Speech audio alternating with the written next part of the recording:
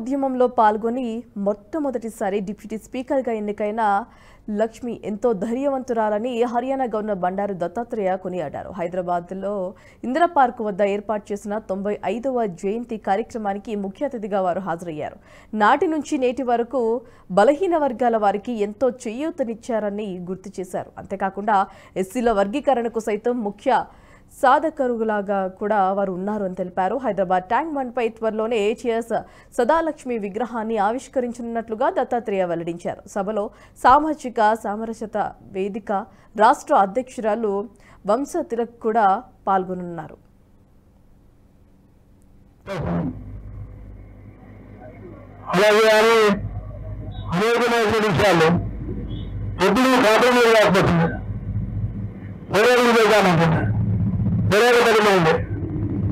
మరుగుపడి నాయకురాలు తెలంగాణ ప్రజా సమితులు ఎవరు ఉన్నా లేకపోయినా నేను ఉన్నానని చెప్పి చాలా గట్టిగా చెప్పినటువంటి నాయకురాలు పిఎం సదాలక్ష్మి గారని దీన్ని సదాభిప్రాయం తెలంగాణ ఎందుకంటే ఈ వీడియో మీకు నచ్చినట్టయితే లైక్ చేయండి, 10 మందికి షేర్ చేయండి. అలాగే కామెంట్ల రూపంలో మీ అభిప్రాయాలను మాతో పంచుకోండి. Nationalist hub group of channels ను సబ్స్క్రైబ్ చేసుకుని తెలుగునాట జాతీయవాద జర్నలిజాన్ని ప్రోత్సహించండి. ఈ వీడియో కింద ఉన్న బెల్ ఐకాన్ పై క్లిక్ చేయడం మర్చిపోవద్దు.